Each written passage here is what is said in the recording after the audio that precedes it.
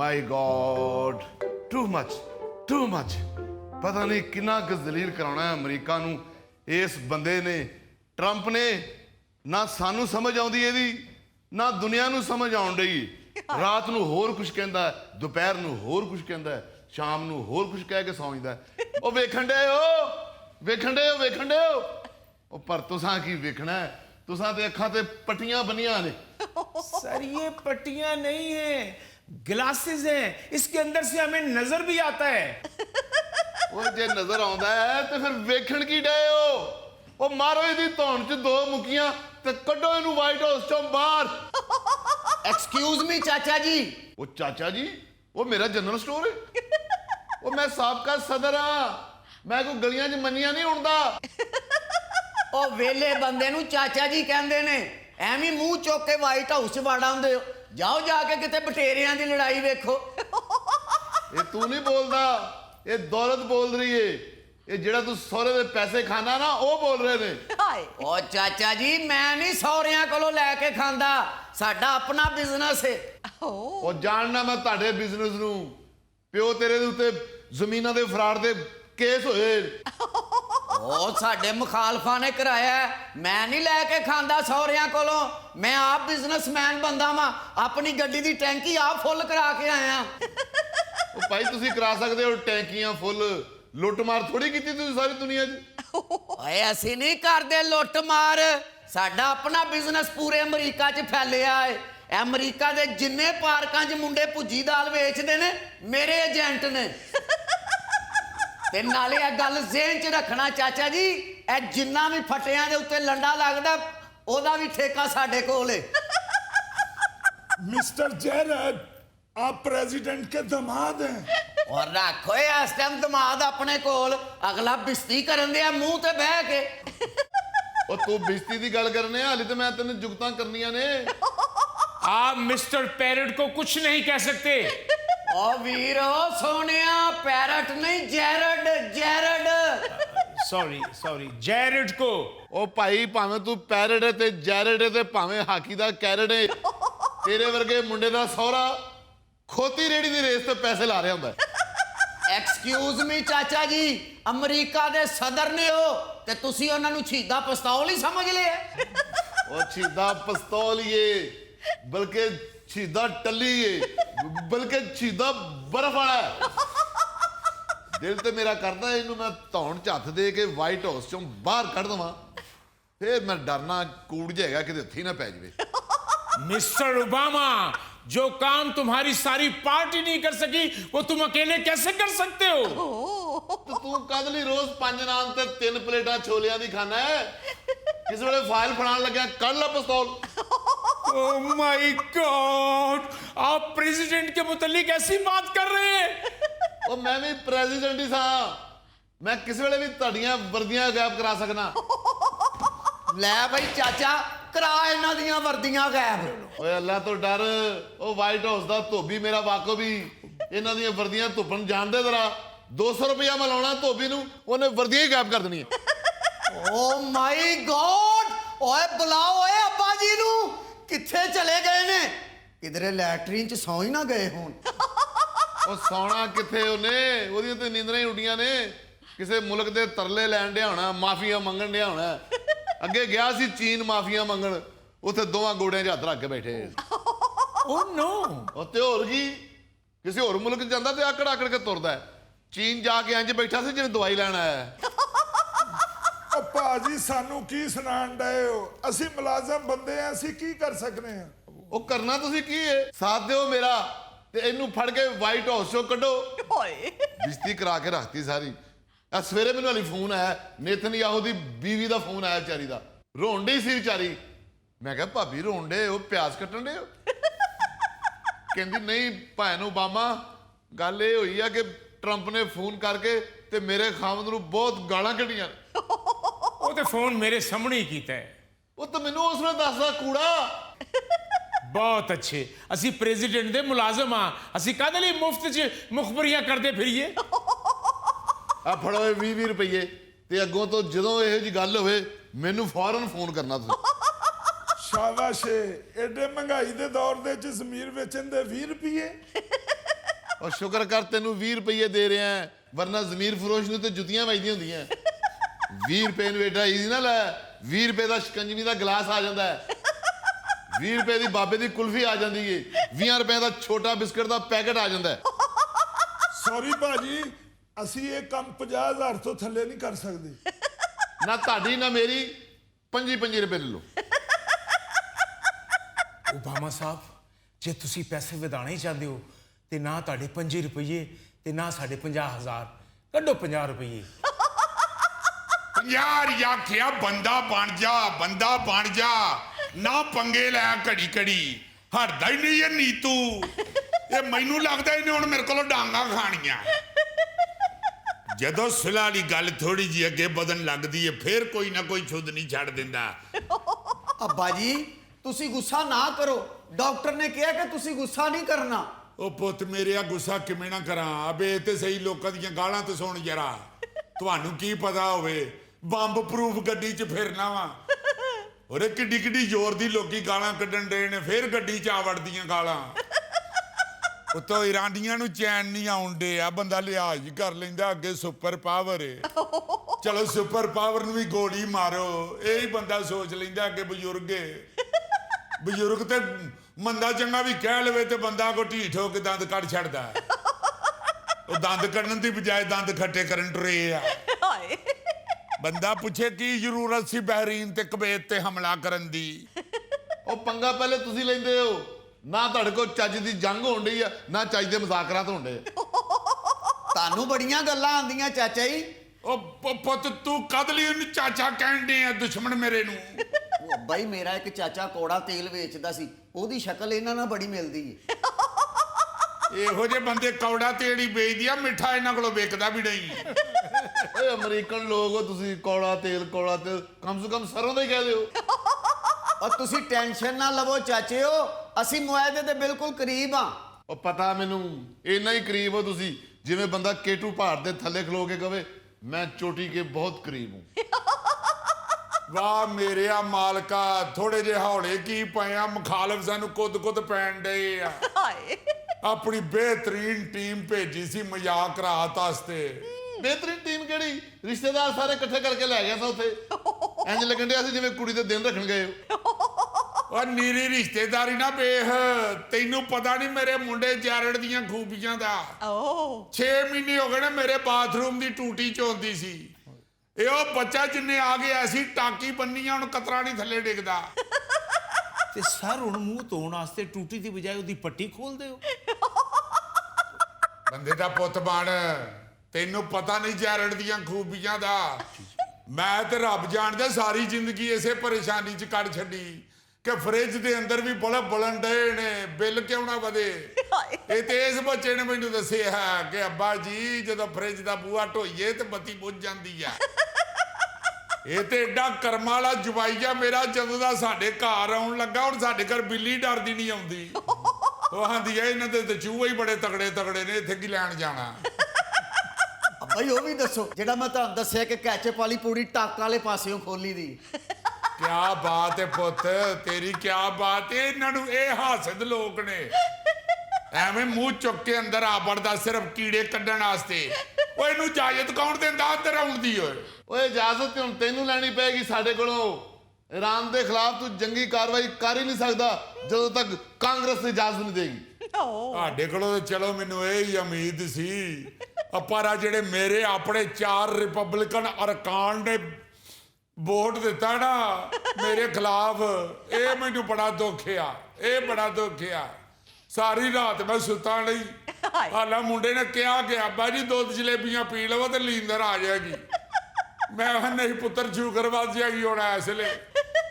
ਮੈਂ ਤੁਹਾਨੂੰ ਕਹਿੰਦਾ ਰਿਹਾ ਇਹਨਾਂ ਚਾਰਾਂ ਨੂੰ ਸ਼ਨਵਾਰੀ ਤੇ ਖੜ ਕੇ ਦਾਵਤ ਖਵਾ ਦਿਓ, ਇਹਨਾਂ ਨੇ ਵੋਟ ਉਧਰ ਪਾਣਾ ਜੇ। ਕੋਈ ਗੱਲ ਨਹੀਂ ਪੁੱਤਰ, ਫਿਰ ਕਾਲੀਆਂ ਭੇਡਾਂ ਤੈਨੂੰ ਪਤਾ ਹਰ ਪਾਰਟੀ 'ਚ ਹੁੰਦੀਆਂ ਹੀ ਨੇ। ਮੇਰੀ ਪਾਰਟੀ 'ਚੋਂ ਵਿਚਾਰ ਨਿਕਲ ਆਈਆਂ ਤੇ ਫੇਰ ਕੀ ਆ। ਵੈਸੇ ਇੱਕ ਗੱਲ ਮੇਰੀ ਸੁਣ ਲੈ, ਮੈਂ ਤੁਹਾਡੀ ਕਰਾਰਦਾਰ ਨੂੰ ਜੁੱਤੀ ਤੇ ਵੀ ਨਹੀਂ ਲਿਖਦਾ। ਮੈਂ ਜਦੋਂ ਚਾਹਾਂ ਰਾਣ ਤੇ ਹਮਲਾ ਕਰ ਸਕਣਾ, ਪਰ ਮੈਂ ਹੁਣ ਨੀਅਤ ਕਰ ਲਈ ਆ, ਹੁਣ ਨਹੀਂ ਕਰਨਾ ਹਮਲਾ। ਐਵੇਂ ਤੇ ਨਹੀਂ ਨਾ ਮੈਂ ਨੀਤਨ ਜਾਂ ਹੁਣ ਬਿਜਤ ਕੀਤਾ। ਹਾਏ ਇਸੇ ਗੱਲੋਂ ਹੀ ਤੇ ਮੈਂ ਉਹਨੂੰ ਪਾਗਲ, ਨਸ਼ੁਕਰਾ ਤੇ ਘਟੀਆ ਇਨਸਾਨ ਕਿਹਾ ਕਿ ਹੁਣ ਬੰਦਾ ਬਣ ਜਾ, ਪੰਗਾ ਨਾ ਲਵੀ ਹੁਣ। ਇੰਨੇ ਚੰਗਾ ਕੀਤਾ ਤੁਸੀਂ ਨਿਤਨਯਾਹੂ ਨੂੰ ਗਾਲਾਂ ਕੱਢੀਆਂ। ਵੈਸੇ ਬੰਦਾ ਚੰਗਾ, ਮੈਂ ਬਹੁਤ ਬੇਇੱਜ਼ਤੀ ਕੀਤੀ ਆ, ਮਗਰ ਅੱਗੋਂ ਓਕੇ ਓਕੇ ਹੀ ਕਹਿੰਦਾ ਰਿਹਾ। ਜ਼ਬਾਨ ਨਹੀਂ ਚਲਾਈ ਉਹਨੇ ਮੇਰੇ ਅੱਗੇ, ਸੱਚੀ ਜਿਹੜੀ ਗੱਲ ਆ। ਇਹ ਤੁਸੀਂ ਪੁੱਤ ਨਸੀਹਤ ਪੜੋ, ਜੀ। ਕਦੀ ਆਪਣੇ ਅੰਕਲ ਅੱਗੇ ਬੋਲਣਾ ਨਹੀਂ, ਅੱਗੋਂ ਸਿਰਫ ਓਕੇ ਹੀ ਕਹਿਣਾ। Okay sir. ਮੁੰਡਾ ਤੂੰ ਚੰਗਾ ਮੇਰਾ ਪੁੱਤ, ਤੇ ਮੈਂ ਨਾਲ ਨਾਲ ਇਸ ਗੱਲ ਤੇ ਨਹੀਂ ਸਮਝਾਉਂਦਾ ਵੀ ਰਹਿਣਾ। ਜੰਗ ਇੰਨੀ ਵੀ ਨਹੀਂ ਸੀ ਵਧਾਣੀ ਚਾਹੀਦੀ। ਅੱਬਾ ਹੀ ਮੈਂ ਤੁਹਾਨੂੰ ਕਹਿੰਦਾ ਰਿਹਾ ਕਿ ਜੰਗ ਤੇ ਬੜੇ ਪੈਸੇ ਜ਼ਾਇਆ ਹੋ ਜਾਣੇ ਨੇ। ਮੈਨੂੰ ਕਿਸੇ ਵਾਸ਼ਿੰਗਟਨ ਡੀਸੀ ਦੇ ਵੱਡੇ ਚੌਂਕ 'ਚ ਵਲੈਤੀ ਮੁਰਗੇ ਦੀ ਦੁਕਾਨ ਪਵਾ ਦਿਓ। ਮੈਂ ਕਦ ਲਈ ਤੈਨੂੰ ਐਵੇਂ ਮੁਰਗਿਆਂ ਦੀ ਦੁਕਾਨ ਪਵਾ ਦਿਆਂ? ਕੋ ਮੁਰਗਾ ਐਵੇਂ ਤੈਨੂੰ ਚੁੰਝ ਚ ਫੜ ਕੇ ਤੇ ਦੌੜ ਲਾ ਜਾਵੇ। ਕੁੜੀ ਮੇਰੀ ਘਰ ਕਮਰਿਆਂ 'ਚ ਲੱਭਦੀ ਫਿਰੇ, ਕਿੱਧਰ ਗਏ ਨੇ ਜਾਨੂ। ਸਰ ਮੁਆਇਦਾ ਹੋ ਜਾਏਗਾ ਨਾ, ਕਿਉਂਕਿ ਮੇਰਾ ਕਜ਼ਨ ਬੈਰੀ ਜਹਾਜ਼ ਦੇ ਵੀ ਡਿਊਟੀ ਦਿੰਦਾ ਹੈ। ਉਹ ਮੈਨੂੰ ਫੋਨ ਕਰਕੇ ਬਾਰ-ਬਾਰ ਪੁੱਛਦਾ ਹੈ ਕਿ ਨਾਕਾਬੰਦੀ ਕਦੋਂ ਮੁੱਕੇਗੀ। ਹਾਏ ਉਹ ਨਾਕਾਬੰਦੀ ਤਾਂ ਹੁਣ ਅਸੀਂ ਇਹਦੀ ਕਰਾਂਗੇ। ਕਾਂਗਰਸ ਦੇ ਅੰਦਰ ਚੰਗਾ ਭਲਾ ਭਰਮ ਭਾਵ ਬਣਿਆ ਸੀ ਅਮਰੀਕਾ ਦਾ, ਜੰਗ ਕਰਕੇ ਇਹਨੇ ਅਮਰੀਕਾ ਨੂੰ ਨੰਗਿਆ ਕਰਤਾ। हाँ ये तो है। आप यकीन करें मैडम जिया, इतनी इज्जत होती थी अमेरिका के सदर की। किसी जनरल स्टोर तो सौदा लैन गया, बगैर मंगे दुकानदारों ਨੂੰ ਝੁੰਗਾ ਦਿੰਦਾ ਸੀ। ਥੈਂਕ ਯੂ ਵੀ ਨਹੀਂ ਸੀ ਕਹਿੰਦਾ, ਅੱਗੋਂ ਬਸ ਹਲਕੀ ਜੀ ਸਮਾਈਲ ਦੇ ਕੇ ਆ ਜਾਂਦਾ ਸੀ।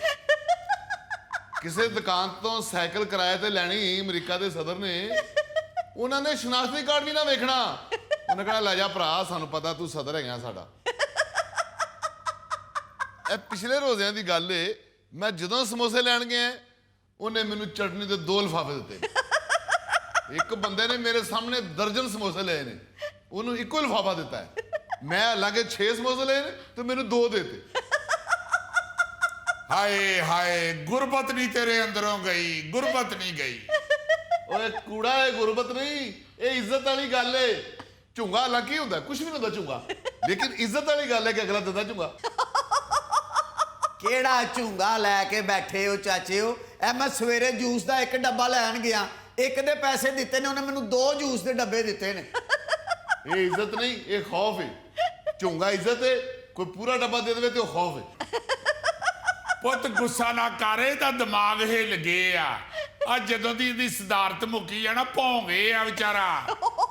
ਇਹ ਤੇ ਸਵੇਰੇ ਸੁੱਤਾ ਪਿਆ ਉੱਠ ਕੇ ਭਰਜਾਈ ਨੂੰ ਪੁੱਛਣ ਡਿਆ ਹੁੰਦਾ ਤੈਨੂੰ ਕਿਧਰੇ ਵੇਖੇ ਆ। ਓਏ ਆਹੋ, ਤੇ ਤੇਰੀ ਬੀਵੀ ਤੇ ਤੇਰਾ ਹੱਥ ਨਹੀਂ ਫੜਦੀ, ਪਰੇ ਕਰ ਦਿੰਦੀ ਏ। ਆ ਵੇਖ ਲੋ ਜਰਾ, ਆ ਨਿੱਕੀਆਂ ਨਿੱਕੀਆਂ ਗੱਲਾਂ ਫੜੀਆਂ, ਤੇਰੀ ਬੀਵੀ ਤੇਰਾ ਹੱਥ ਨਹੀਂ ਫੜਦੀ। ਹਾਏ ਉਹ ਮੈਨੂੰ ਇੱਥੇ ਧੱਦਰ ਨਿਕਲੀ ਸੀ, ਮੈਂ ਉਹਦੇ ਉੱਤੇ ਮਰਮ ਲਾਈ ਸੀ, ਇਸ ਗੱਲੋਂ ਨੇ ਹੱਥ ਮੇਰਾ ਪਰੇ ਕੀਤਾ। ਓਏ ਐਵੇਂ ਹੀ ਬਹਾਨੇ ਨਾ ਲਾ, ਉਹ ਤੈਨੂੰ ਉਂਝ ਨਹੀਂ ਚੰਗਾ ਸਮਝਦੀ। ਉਹ ਤੈਨੂੰ ਪਹਿਲੇ ਨਹੀਂ ਸੀ ਕੋਈ ਚੰਗਾ ਸਮਝਦਾ, ਉਤੋਂ ਜੰਗ ਕਰ ਲਈ। ਹਾਏ ਉਹ ਛੱਡ ਦੇ ਮੇਰੀ ਜਾਨ, ਮੁੱਕ ਚੱਲੀ ਆ ਜੰਗ ਵੀ। ਆ ਬੇ ਤੇ ਸਹੀ ਮਾਇਦੇ ਮੇਰੇ ਮੰਨ ਲੈਣੇ ਆ, ਰਾਣ ਨੇ ਤੇ ਜੰਗ ਖਤਮ ਹੋ ਜਾਣੀ ਆ। ਏਡੇ ਮੇਰੇ ਪੁੱਤ, ਮੈਂ ਕੋਈ ਡਾਢੇ ਮੁਤਾਲਬੇ ਕੀਤੇ ਨਹੀਂ, ਮੈਂ ਤੇ ਸਾਦੇ ਜਿਹੇ ਮੁਤਾਲਬੇ ਕੀਤੇ ਆ। अच्छा वैसे क्या मुतालबात हैं अब आपके? ਪੁੱਤ ਮੁਤਾਲਬਾ ਤੇ ਮੇਰਾ ਸਭ ਤੋਂ ਪਹਿਲਾਂ ਇਹੋ ਹੀ ਆ ਕਿ ਆਪਣਾ ਐਟਮੀ ਪ੍ਰੋਗਰਾਮ ਇਰਾਨੀ ਬੰਦ ਕਰਨ ਬਸ। अच्छा ਦੂਜਾ ਬਸ ਮੁਤਾਲਬਾ ਇਹ ਆ ਕਿ ਜੰਗ ਬੰਦ ਹੋ ਜਾਵੇ, ਉਹਦੇ ਬਾਅਦ ਮੈਨੂੰ ਕੋਈ ਦਿਲ 'ਚ ਗਾਲ ਵੀ ਨਹੀਂ ਕੱਢੇਗਾ। ਤੇ ਤੀਜਾ ਮੁਤਾਲਬਾ ਇਹ ਆ ਕਿ ਮੇਰਾ ਸੋਸ਼ਲ ਮੀਡੀਆ ਸਬਸਕ੍ਰਾਈਬ ਕਰੋ। ਤੇ ਚੌਥਾ ਤੇ ਆਖਰੀ ਮੁਤਾਲਬਾ ਇਹ ਆ, ਇਸ ਜੰਗ 'ਚ ਜਿੰਨੀ ਗੋਲੀ ਚੱਲੀ ਆ ਉਹਦੇ ਖੋਖੇ ਇਕੱਠੇ ਕਰਕੇ ਮੇਰੇ ਜਵਾਈ ਨੂੰ ਦਿਓ, ਇਹ ਖੋਖੇ ਵੇਚ ਕੇ ਤੇ ਪੈਸੇ ਆਪਣੇ ਕਾਰੋਬਾਰ 'ਚ ਲਾਵੇ ਬਸ। ਜੋ ਮਰਜ਼ੀ ਕੌਣ, ਇੱਜ਼ਤ ਤੇਰੀ ਕਿਸੇ ਨੇ ਨਹੀਂ ਕਰਨੀ। ਇੱਜ਼ਤ ਕਿਉਂ ਨਹੀਂ ਹੋਣੀ, ਤੂੰ ਵੇਖ ਤੇ ਸਹੀ। ਆਖਰੀ ਮੁਤਾਲਬਾ ਮੈਂ ਰੱਖਣਾ ਹੀ ਇਹ ਆ ਕਿ ਮੇਰੀ ਇੱਜ਼ਤ ਬਹਾਲ ਕੀਤੀ ਜਾਏ। ਮੈਂ ਜਿੱਥੇ ਦੌਰਾ ਕਰਨ ਜਾਵਾਂ, ਸਰਕਾਰੀ ਤੌਰ ਤੇ ਮੈਨੂੰ ਪੂਰਾ ਪ੍ਰੋਟੋਕੋਲ ਤੇ ਸਲਾਮੀ ਮਿਲੇ। ਐਵੇਂ ਮੇਰੀ ਬਾਹ ਫੜ ਕੇ ਮੈਨੂੰ ਬੂਟੇ ਨਾ ਬਹਾਨ ਲੱਗ ਪਓ, ਇਹਨੂੰ ਪਹਿਲੇ ਕੀੜਾ ਲੱਗ ਗਿਆ ਸੀ, ਇਹਦੇ ਤੇ ਦਵਾਈ ਛਿੜਕੀ ਆ, ਫੇਰ ਹਰਾ ਹੋ ਗਿਆ। ਇਹ 100 ਸਾਲ ਪੁਰਾਣਾ ਦਰਖਤ ਆ ਪਿਛਲਾ ਬੂਟਾ ਹਲੇ ਸੀ ਕਲਮ ਲਾਈ ਸੀ ਤੇ ਵੇਖੋ ਕਿੰਨਾ ਹੋ ਗਿਆ। ਮੇਰਾ ਮਤਲਬ ਹੈ ਮੈਂ ਅਮਰੀਕਾ ਦਾ ਸਦਰ ਆ, ਦੌਰੇ ਤੇ ਆਇਆ ਤੇ ਮੇਰੇ ਨਾਲ ਸਦਰਾਂ ਵਾਲੀਆਂ ਗੱਲਾਂ ਕਰੋ ਨਾ, ਮਾਲੀਆਂ ਦੀਆਂ ਗੱਲਾਂ ਨਾ ਸ਼ੁਰੂ ਕਰ ਦਿਓ। ਮਾਲੀ ਦਾ ਕੰਮ ਪਾਣੀ ਦੇਣਾ ਤੇ ਉਹ ਪਰ ਮਸ਼ਕਾਂ ਪਾਵੇ। हाय ਮਾਲਕ ਦਾ ਕੰਮ ਫਲ ਫੁੱਲ ਲਾਉਣਾ ਤੇ ਉਹ ਲਾਵੇ ਜਾਂ ਨਾ ਲਾ। ਵੇ ਓ ਉਹ ਬੰਦ ਕਰੋ, ਆਟਾ ਇਕੱਠਾ ਕਰਨਾ। ਓ ਦਰਵੇਸ਼ਾਂ ਨਾਲ ਬਦਤਮੀਜ਼ੀ ਕਰਨਾ ਨਾ, ਤੈਨੂੰ ਮੇਰੀ ਬਦਵਾ ਲੱਗਣੀ। ਉਹ ਮਨੂਸਾ ਬਦਬਾਬਾ ਨਾ ਦਿਓ ਕੋ ਦਬਾ ਕਰ, ਅੱਗੋਂ ਮਿਡ ਟਰਮ ਇਲੈਕਸ਼ਨ ਆਉਣ ਵਾਲੇ ਹੋਏ ਆ, ਕੋ ਅਕਲ ਨੂੰ ਹੱਥ ਮਾਰ। ਮੈਂ ਤੇ ਉਂਝ ਹੀ ਆਕੜਿਆ ਫਿਰਨਾ, ਹੁਣ ਮੈਂ ਇੱਕਦਮ ਕਿਵੇਂ ਝਾਗਾਂ ਨੂੰ ਬਹਿ ਜਾਵਾਂ। ਹਾਏ ਮੇਰਾ ਮਤਲਬ ਆ ਮੈਂ ਤੇ ਹੁਣ ਇਹ ਚੱਕਰ 'ਚ ਪਿਆ ਕਿ ਮੁਆਇਦਾ ਹੋ ਜਾਵੇ ਕਿਸੇ ਤਰੀਕੇ ਨਾਲ। ਨਾ ਕੋ 3-4 ਕੋ ਆਰਾਨ ਦੇ ਵੀ ਕੋ ਸ਼ਰਤਾਂ ਮੰਨੀਆਂ ਪਈਆਂ ਤੇ ਪੁੱਤ ਮੰਨ ਲਾਂਗੇ। ਜੀ ਅੱਬਾ ਜੀ। ਹੁਣ ਟਾਈਮ ਕੋਈ ਨਹੀਂ ਰਹਿ ਗਿਆ, ਅੱਗੋਂ ਇਲੈਕਸ਼ਨ ਆਉਣ ਵਾਲੇ ਆ ਗਏ ਨੇ। ਜੀ ਅੱਬੂ। ਫਸ ਗਈ ਜਾਨ ਸ਼ਿਕੰਜੇ ਅੰਦਰ, ਜਿਉਂ ਵੇਲਣ ਵਿੱਚ ਗੰਨਾ, ਰੋ ਨੂੰ ਕੌਣ ਰੋ ਮੁਹੰਮਦ, ਹੁਣ ਰਵੇਂ ਤੇ ਮੰਨਾ। ਹਾਏ ਕਿਆ ਕਹਿਨੇ ਜੀ, ਕਿਆ ਕਹਿਨੇ ਪੁੱਤ ਜੀ। ਇਹਨੂੰ ਦੇ $10 ਐਸਲੇ ਮੌਜ 'ਚ, ਇਹਦੇ ਕੋ ਦੁਆ ਲੈ ਲੈ।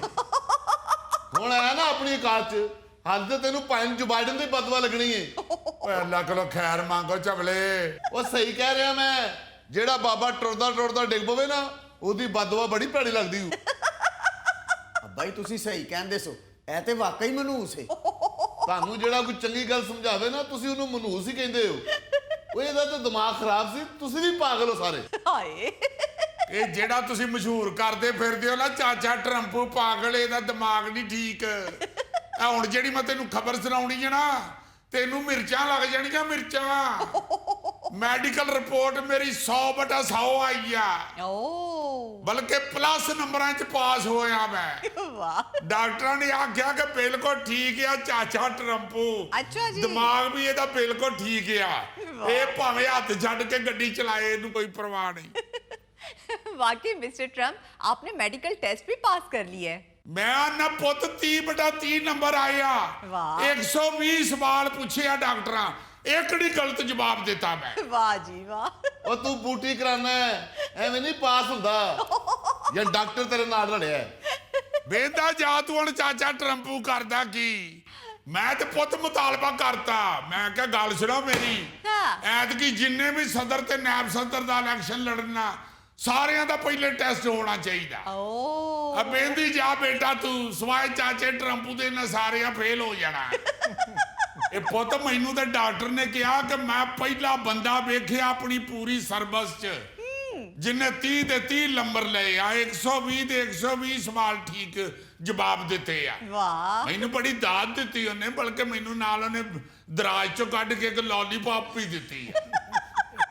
ਅੱਬਾ ਜੀ ਮੈਂ ਤੇ ਕਹਿੰਦਾ ਮੈਡੀਕਲ ਟੈਸਟ ਪਾਸ ਹੋਣ ਦੀ ਖੁਸ਼ੀ 'ਚ ਇੱਕ ਵੱਡੀ ਪਾਰਟੀ ਦਾ ਅਰੇਂਜ ਕਰੋ, ਤਾਂ ਕਿ ਸਭ ਨੂੰ ਪਤਾ ਲੱਗੇ ਕਿ ਤੁਸੀਂ ਟੈਸਟ ਪਾਸ ਕੀਤਾ ਹੈ। ओ ਆ ਤੇਰੇ ਸਦਕੇ ਜਾਵਾਂ, ਵੇਖਿਆ ਹੀ ਇਹਨੂੰ ਆਂਦੇ ਨਹੀਂ ਸਿਆਸਤਦਾਨ। ਉਹ ਦੁਨਿਆਵੀ ਟੈਸਟ ਪਾਸ ਕਰੀ ਜਾ ਰਹੇ ਹੈ, ਕੁਝ ਆਖਰਤ ਦੇ ਟੈਸਟ ਵਾਸਤੇ ਵੀ ਸੋਚ, ਕੀ ਜਵਾਬ ਦੇਗਾ ਉੱਥੇ।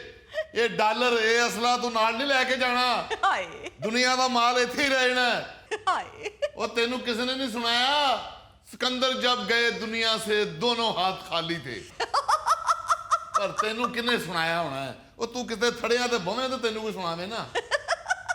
ਤੂੰ ਤੇ ਕਮਰਿਆਂ 'ਚ ਬੰਦ ਹੋ ਗਿਆ ਹੈ। ਇਹ ਤੋਂ ਉੱਠ ਕੇ ਨਿਕਲ ਜਾ ਤੇ ਜਾ ਕੇ ਕਿਸੇ ਥੜੇ ਤੇ ਬਹਿ ਜਾ, ਨਿਕਲ ਜਾ ਇੱਥੋਂ। ਮੈਂ ਤੈਨੂੰ ਕਹਿਣ ਡਿਆ, ਮੈਂ ਪਹਿਲੇ ਹੀ ਬੜਾ ਤਪਿਆ ਆ, ਮਜ਼ਾਕ ਰਾਤ ਲੇਟ ਹੋਣ ਡੇ ਆ ਤੇ ਮੈਨੂੰ ਵੱਟ ਚੜਨ ਡੇ ਆ। ਉੱਠ ਪੋ ਮੇਰਾ ਪੁੱਤ, ਨਿਕਲ ਜਾ ਇੱਥੋਂ। ਅੰਕਲ ਬਹੁਤ ਹੋ ਗਿਆ, ਹੁਣ ਅੱਬੂ ਦਾ ਬੀਪੀ ਸ਼ੂਟ ਹੋ ਗਿਆ, ਬਹੁਤ ਹੋ ਗਿਆ, ਤੇ ਨਿਕਲਣ ਵਾਲੀ ਗੱਲ ਕਰੋ। ਹੱਦ ਹੋ ਗਈ ਆ। ਉੱਠੋ ਜਾ ਕੇ ਆਪਣੀ ਗੁਬਾਰਿਆਂ ਵਾਲੀ ਡਾਂਗ ਫੜੋ ਤੇ ਗਲੀਆਂ 'ਚ ਫੇਰੀ ਲਾਓ। ਅੰਕਲ ਉੱਠ ਪਵੋ ਇੱਥੋਂ। ਖਬਰਦਾਰ ਮੈਨੂੰ ਹੱਥ ਨਾ ਲਾਈ। ਬਿਜਤੀ ਮੇਰੀ ਭਾਵੇਂ ਜਿੰਨੀ ਮਰਜ਼ੀ ਕਰੋ, ਜਾਨਾ ਮਾਪੇ ਹੋਣਾ ਹੈ। कि उन्होंने कढ़ाई भी खाई है, कहीं तुम उनमें शामिल तो नहीं? यार गौरी को खुदा का नाम लो, चलते हुए कैमरों के सामने तुम मुझे चोरों का साथी बना रहे हो।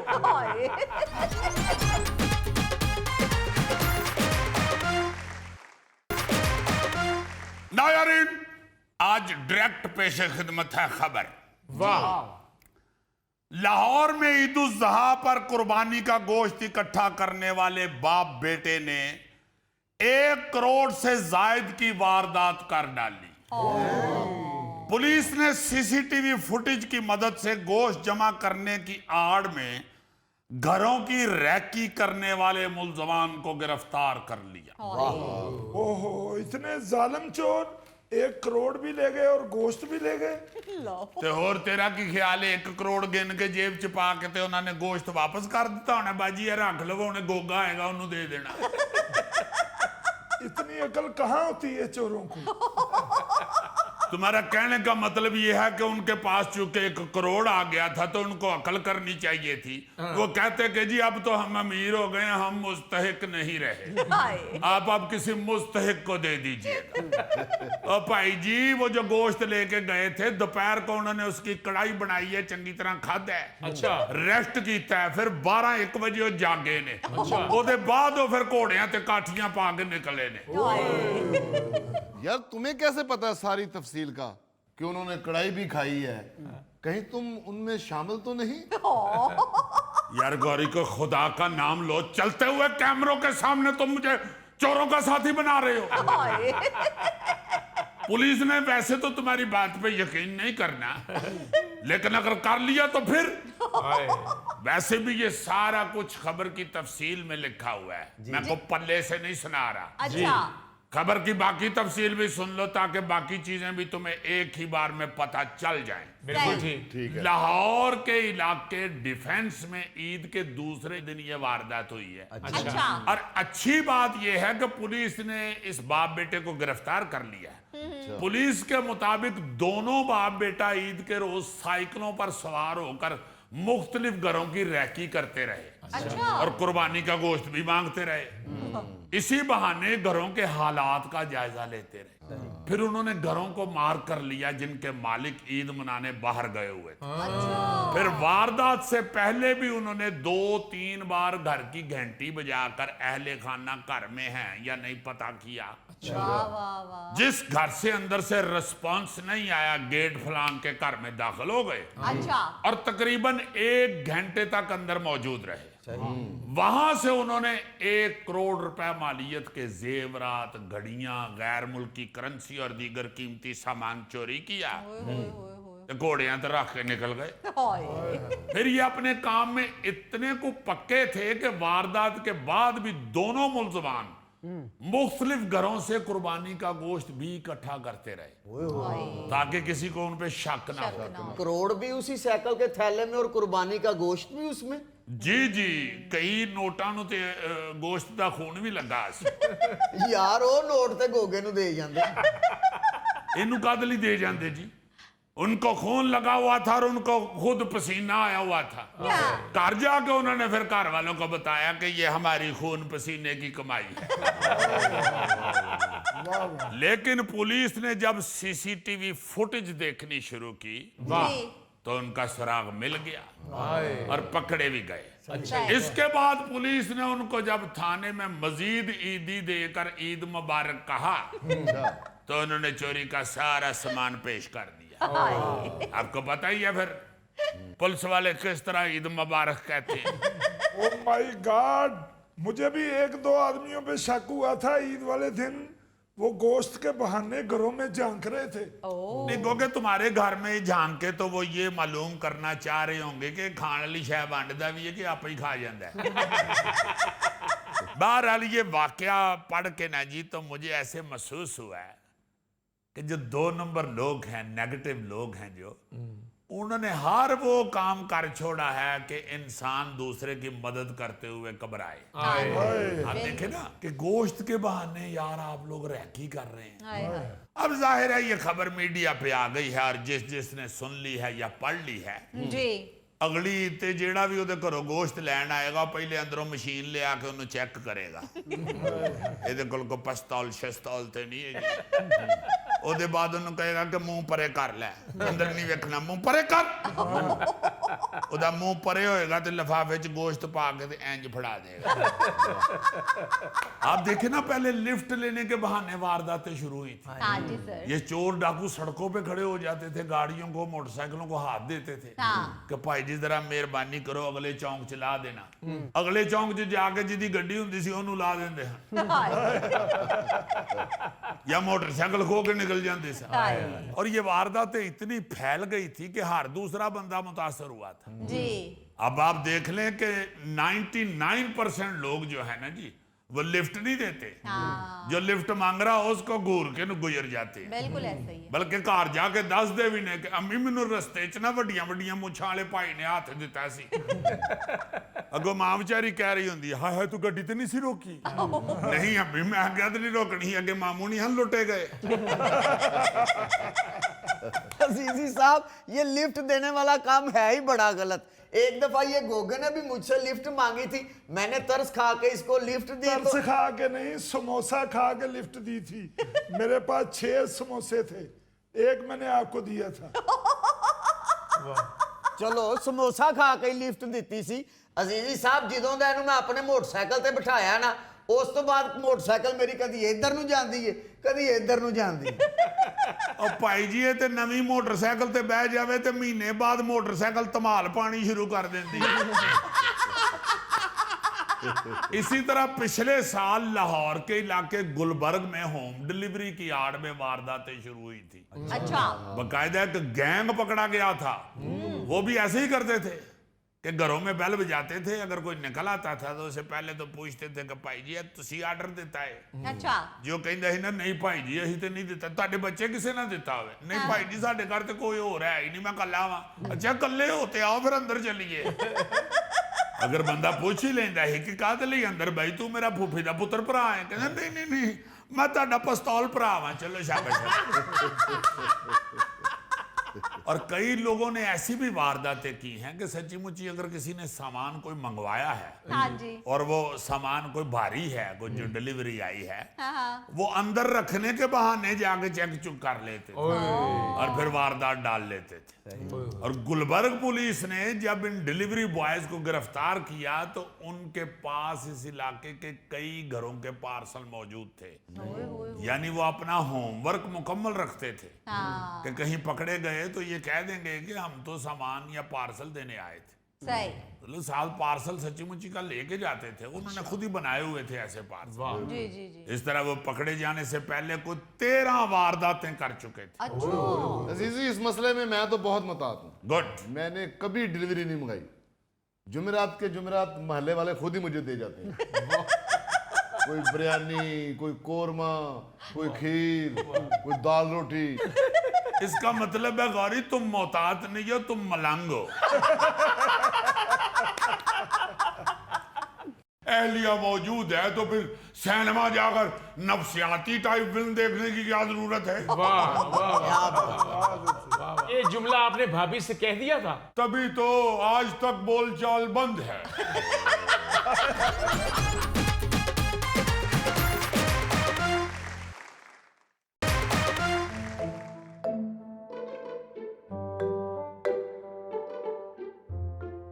मेरा ख्याल है पागल हो गए हुए हैं। May be. मलिक साहब क्या ढूंढ रहे हैं मोबाइल में? मोटरसाइकिल की चाबियां नहीं मिल रही, वो ढूंढ रहा हूं। मैंने कहा था ना कि पागल हो गए। अजीब सवाल किया भाई आपने। भाई मोबाइल में बंदा ढूंढता कुछ नहीं, खुद गुम हो जाता है। जब से ये मोबाइल आया है मेरे घर वालों की शिकायतें कम हो गई हैं और घर वाली की बढ़ गई है। वो कैसे? भाई वो ड्रामे जो पहले मैं टीवी पर देखने की वजह से 24 घंटे टीवी पर कब्जा जमाए रखता था, अब वो मोबाइल पर देख लेता हूँ। जी। और दूसरी वजह ये है कि चूंकि कानों में हेडफोन घुसाए होते हैं, इसलिए घर वालों की शिकायतें अगर कोई रह भी गई हो तो वो कानों के अंदर घुसने का रास्ता ही नहीं तलाश कर पाती। और बेगम की शिकायतें इसलिए बढ़ गई हैं, एक तो वो बात करने से पहले कानों से टूटियां इतनी जोर से खींचती है ओए, जैसे पहलवान उतरी हुई हड्डी चढ़ाता है।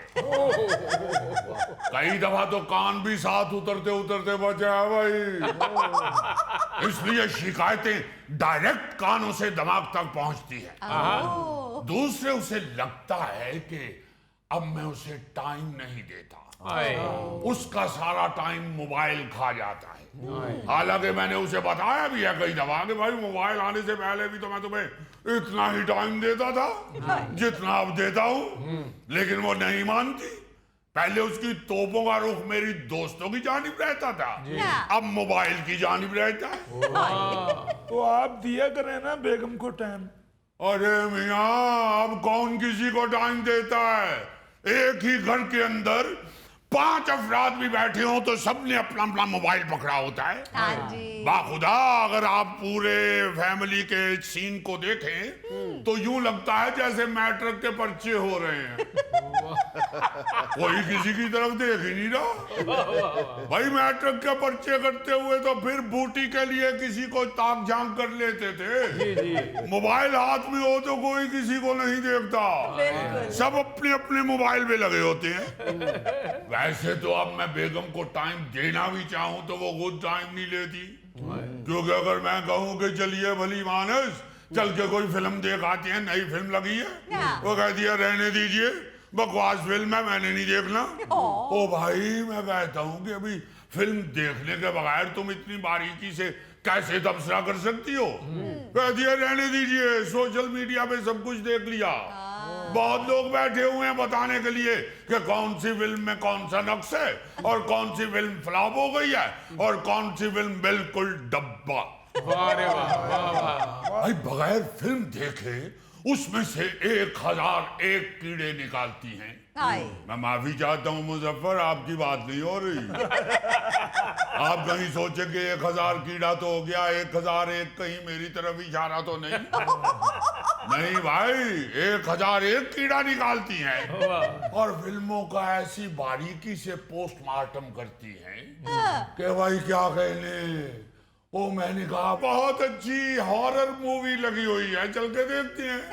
कहने लगी क्या जरूरत है इतना टाइम खराब करने की, जाके सिनेमा में डरावनी फिल्म देखें, घर में जो है खून पीने वाली बला मौजूद है।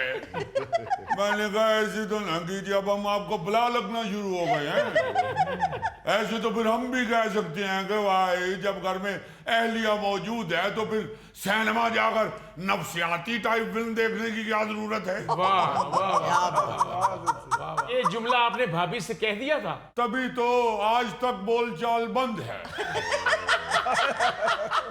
और बोलचाल की तो चलो खैर है, ये तो सिलसिला चलता ही रहता है। लेकिन मैं सोच रहा था कि हम कितने शदीद एक दूसरे के लेग पुलर बन चुके हैं। भाई गिनती की इक्का दुक्का फिल्म लगती है अब तो पाकिस्तान के सिनेमा में, और उसके लिए भी ऐसी फिजा तख्लीक कर दी जाती है कि हम एक दूसरे की फिल्म के खिलाफ प्रोपेगेंडा और ऊंच पर पहुंचा देते हैं। सोशल मीडिया पे हर शख्स बैठ के कह रहा होता है भाई क्या जरूरत है वक्त जाया करने की, क्या जरूरत है पैसा जाया करने की, जब फिल्म ही फ्लॉप है तो क्या किस लिए देखें जाके, खामखा किस लिए पैसे को आग लगाई जाए। मैं हैरान होता हूं कि भाई ये क्या हो रहा है। भाई दुनिया में किसी जगह ऐसा नहीं है, आपका भी ये हमसाया मुल्क है, वहां पे सैकड़ों पिक्चरें बन रही होती हैं। भाई एक दूसरे को इस तरह तो नहीं कर रहे होते जलील, बिल्कुल। वो एक दूसरे को सपोर्ट करते हैं, मीडिया भी फिल्मों को सपोर्ट करता है। भाई करोड़ों रुपए की लोग फिल्म बनाते हैं, आप किस लिए 5 मिनट लगा के घर बैठे अपने मोबाइल पे वीडियो बना के फेंक देते हैं सोशल मीडिया पे, करोड़ों रुपए का नुकसान कर देते हैं। भाई लोगों को घर से निकलने दे, वो खुद जाके बैठ के देखें फिल्म, साथ पॉपकॉर्न भी खाएं, साथ हल्का हल्का अपनी बेगम को कोनिया भी मार ले। उधर बैठ के फिल्म देख के जो खुद अवाम तबसरा करेगी वही ठीक है। बिल्कुल सही। खुदा के वास्ते ऐसे मत कीजिए, अपनी सकाफत का इस तरह जनाजा ना निकालिए। हाय हाय। आप एक पहले ही फिल्म इंडस्ट्री बंद हो चुकी है, भाई फिल्में बनने दें, भाई होंगी, बुरी बन गई होगी बीच में कोई ना कोई ऐसी बड़ी बात नहीं है। जहाँ सैकड़ों बनती हैं वहां क्या सारी पास हो जाती हैं? मलिक साहब, ये जो फिल्म देखने वाले हैं उनको भी तो ये यकीन करना चाहिए ना, ये सोशल मीडिया झूठ का नाम है, ये इस पे इतबार कर लेते हैं। अरे ये क्या कह दिया आपने जुल्फी मियां? वही बात है कि छोटा मुंह बड़ी बात, और आपका तो मुंह बहुत ही छोटा है। आप देखिए कितनी बड़ी बात आपने की है कि भाई आवाम भी अब सोशल मीडिया पे ही रिजल्ट निकाल लेती है कि ये शख्स ठीक है या गलत है। हाँ, बिल्कुल। घर बैठ के मोबाइल के ऊपर ही नतीजा अखज़ कर लेते हैं कि भाई ये चीज ठीक नहीं है, ये ठीक है। सही। ऐसे ना कीजिए जी, खुदा के वास्ते ऐसे ना कीजिए। और हैरान कीजिए है गौरी मियां, आप माशाल्लाह अक्लमंद आदमी हो। नजर आ रहा हूँ मैं आपको? ये इधर वाले आप ही है ना? मैं हाँ, हम फौरन ये डिसीजन ले लेते हैं कि जहाँ कुछ नहीं नजर आ रहा वहाँ गौरी होगा। भाई बात ये है गौरी मियां, आप देखिए कि हैरान की इस बात की है कि वो जो सोशल मीडिया पे बैठे हुए हमारे दोस्त तबसरा कर रहे होते हैं, माशाल्लाह बड़े पढ़े लिखे होते हैं, बड़े समझदार लोग भी होते हैं उसमें, बीच में एक अद्दा हमारी जैसा भी होगा, मगर ज्यादातर बड़े अच्छे लोग नजर आ रहे होते हैं तबसरा करते हुए। यार खुदा के वास्ते अपने जहन से काम लीजिए, अपने मुल्क के लिए अच्छा सोचिए। बिल्कुल। आप जब एक दूसरे के लिए अच्छा सोचेंगे, दो आदमी खड़े होके, तो इसका मतलब ये है कि आप पूरे मुल्क के लिए अच्छा सोच रहे हैं। भाई वो क्या कहते हैं कि कतरा कतरा ही दरिया बनता है। वैसे तो अब दरिया हमारे सूख गए हैं, शायद इस मिसाल की समझ ना आए आपको, मगर ये समझदार लोग कह चुके हैं।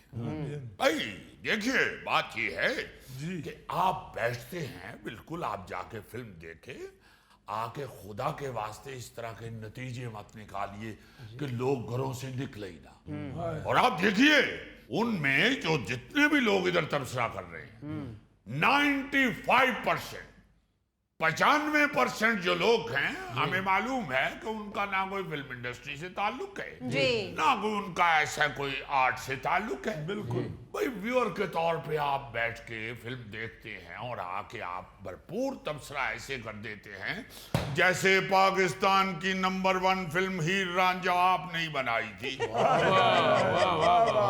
यूं ना कीजिए, यूं ना कीजिए। कई दफा ये बात मैं आपके शो में कह चुका हूँ जी, आज फिर बता ही देता हूँ जी। एक बड़े ही प्यारे हमारे जर्नलिस्ट थे फिदा अहमद कारदार साहब जी, ऐसे कमाल के कंट्री लवर आदमी थे, सारी जिंदगी उन्होंने शोबिस पे तबसरा किया है। हमने एक दफा उनसे ये सवाल किया कि कारदार साहब, हुजूर आप कभी किसी अदाकार के या फिल्म के खिलाफ बात नहीं करते, ना। आप कभी किसी चीज में से कीड़े नहीं निकालते, अगर कोई बात करते भी हैं तो बड़े प्यार से करते हैं, सादे अल्फाज में। कहने लगे बात सुन नाजिर मियां, बात सुन, अरे मैं जिस पर्चे में लिखता हूँ वो सारी दुनिया में जाता है जहां जहां उर्दू पढ़ी जाती है। ये मेरे घर का मामला है, मेरी फिल्म इंडस्ट्री। मैं क्यों पूरी दुनिया में ये बात फैलाऊं कि फला आर्टिस्ट अच्छा नहीं है, यहाँ फला फिल्म हमने बहुत बोर बना दिया, या हमसे फिल्म बन नहीं रही, मैं क्यों सारी दुनिया को बताऊं? भाई मैं तो अच्छी बात ही करूंगा, कर लो जो करना है। नहीं हम तो आपको दावत दे सकते हैं और तो कुछ भी नहीं कर सकते। क्या बात है जी भुट्टो। अब देखिए ना आवाम ही पागल हो गई हुई है, तो हम क्या करें? उनको ये मालूम ही नहीं हम बात क्या कर रहे हैं, वो आगे से जवाब क्या दे रहे हैं।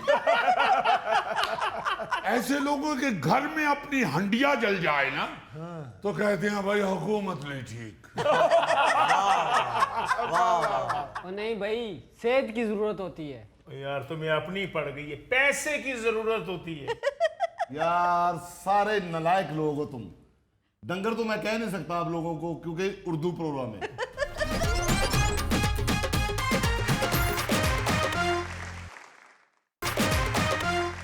दोस्तों ये इंसान भी बड़ी अजीब मखलूक है। आप देखें कि इंसान को रोटी, कपड़ा और मकान के बाद भला किस चीज की सबसे ज्यादा जरूरत होती है? पानी की। और नहीं यार, गाड़ी की। और नहीं भाई, सेहत की जरूरत होती है। यार तुम्हें अपनी पड़ गई है, पैसे की जरूरत होती है। यार सारे नलायक लोग हो तुम। डंगर तो मैं कह नहीं सकता आप लोगों को, क्योंकि उर्दू प्रोग्राम है। और जाहलो, अजीजी मोबाइल की बात कर रहा है। नहीं नहीं, पहले आप लोग जरा एक दूसरे के साथ फीती हो लें, मैं फिर बताऊंगा। एवं को टाकी रह ना जाए जेड़ी लगी ना होवे। नहीं सॉरी अजीजी साहब, आप बताएं। ओ भाई, मैं ये बताना चाह रहा हूं कि इंसान को रोटी, कपड़ा और मकान के बाद जिस चीज की सबसे ज्यादा जरूरत महसूस होती है वो है कि दूसरों को कैसे बताकर मुतासर किया जाए कि मेरे पास क्या क्या कुछ है। और ये बीमारी इतनी आम है कि अगर इंसानों के अंदर से मुतासर करने की ख्वाहिश निकाल दी जाए जी तो दुनिया के सारे ब्रांड और अद्धे सोशल मीडिया प्लेटफॉर्म को फौरन बंद होना पड़े। कोई अपनी अकल का रोब जमाता है, कोई दौलत का, कोई खानदान का और कोई शायरी का। हाय लेकिन मसला ये है कि अब हर शख्स के पास वो चीज मौजूद तो नहीं होती जिसका वो रोब जमाना चाह रहा होता है। हाँ जी, बिल्कुल। इसलिए लोग फिर झूठ का सहारा भी ले रहे होते हैं। हाँ। रोजाना कितने ही लोग ऐसी तस्वीरें लगाते हैं जिन्हें देख के लगता है कि भाई जी इसकी जिंदगी में ना कभी बिजली गई है, ना गैस खत्म होती है और ना कभी इसकी जेब खाली होती है। हालांकि वो बेहतरीन सूट पहनकर जिस गाड़ी के साथ तस्वीर बनवा के अपलोड करता है ना, जी सर। 10 मिनट बाद जिहदी गड्डी हुंदी है ना ਉਹਦੇ ਕੋਲੋਂ ही उधार मांग रहा होता। और वो जिससे उधार मांग रहा होता है ना जी, वो सोशल मीडिया पे उसकी फोटो देख के कह रहा होता है देखो यार चंगी भली ਇਹਦੇ को गड्डी है तो मेरे को उधार मंगण दे। उस बेचारे ਨੂੰ उधार ਮੰਗਣ ਤੋਂ ਹੀ ਏਡਾ ਖੌਫ ਤਾਰੀ ਹੋ ਜਾਂਦਾ ਕਿ ਉਹਨੂੰ ਯਾਦ ਹੀ ਨਹੀਂ ਰਹਿੰਦਾ ਗੱਡੀ ਤੇ ਮੇਰੀ है। अच्छा, बाज औकात दूसरों को मुतासर करने की ख्वाहिश इतनी बढ़ जाती है जी कि इंसान को अपना झूठ बेजरर और मासूम लगने लगता है। हाँ जी सर, बिल्कुल। लेकिन वो बाजार छोटा सा, मासूम सा, बेजरर सा झूठ किसी दिन अवामी तमाशे में तब्दील हो जाता है। हाय हाय हाय। और उसकी इज्जत का जनाजा अल्लाह माफ करे बड़ी धूमधाम से निकल रहा होता है। मौका पर जो बेइज्जती होती है वो तो एक अलग चैप्टर है ना। हाँ जी, लेकिन उसके बाद जो शर्मिंदगी का सिलसिला होता है वो सारी उम्र जारी रहता है। बिल्कुल सर। लोग बाकायदा बात को पकड़ लेते हैं। वैसे तो इंसान की जिंदगी में अल्लाह माफ करे शर्मिंदगी के लम्हात बड़े बड़े यादगार होते हैं। हाँ जी, लेकिन दूसरों का काम या दूसरों के अल्फाज या दूसरों का जो कारनामा है उसे जो अपने नाम से पेश किया जाता है ना जी, और फिर बंदा पकड़ा जाता है, ये शर्मिंदगी एक अलग ही मुकाम रखती है। ये बिल्कुल ऐसे ही है जैसे कोई शख्स YouTube से खाना पकाने की वीडियो देखकर ना घर में मेहमानों के लिए लाजानिया बनाए जी और आके ऐलान करे कि ये जो डिश मैंने तैयार की है ये मेरी दादी अम्मा की इजाद है, उन्होंने मुझे सिखाई थी और अब मैंने बना के आपके सामने पेश की है। ले पेश की है ही कहे तो साथ ही दादी अम्मा अंदर आके के बेटा ये आज तुमने कौन सी मैदे की पट्टियां बनाई हुई थी? मैंने तो जिंदगी में इस तरह का काच मचोला कभी खाया ही नहीं है। अजब, चूंकि दूसरों के कारनामों को अपने नाम करके मुतासर करने वाले लोग हर शोबे में मौजूद हैं। हाँ जी, तारीख हो, अदब हो, सियासत हो, खेल हो, फिल्म हो, रोजमर्रा जिंदगी की कई ऐसी मिसालें भरी पड़ी हैं। जी जी कहीं किसी ने अपनी काबिलियत बढ़ा चढ़ा कर बयान की, कहीं किसी ने दूसरों का शेर अपने नाम से मंसूब कर लिया, हाँ जी, और कहीं किसी ने अपने मामूली से काम को जंगे अजीम की फतह बनाकर पेश कर दिया। इसकी एक दिलचस्प मिसाल नवाब मंसूर अली खान पटौदी, ये जो सैफ अली खान के वालिद थे और करेक्टर भी थे इंडिया के, हाँ जी, हाँ जी। मंसूर अली खान पटौदी और शर्मिला टैगोर जो उनकी बेगम थी फिल्म स्टार, जी जी। उनसे एक वाकया मंसूब है। बड़ी प्यारी मिसाल है वो इस चीज की। अच्छा, कहते हैं कि शर्मिला टैगोर फिल्म सफर की अक्सबंदी में मसरूफ थी। अच्छा। कि उनके शौहर का एक खत मौसूल हुआ। खत खोला तो अंदर दुआ सलाम और खैर खैरियत के बाद सीधे अशार लिखे हुए थे। अच्छा। और वो जो पोएट्री लिखी हुई थी बेगम को मुतासर करने के लिए, हाँ जी। वो थी मिर्जा गालिब की, लेकिन साथ शायर का नाम लिखने की बजाय गजल के नीचे लिखा हुआ था तुम्हारा नवाब टाइगर।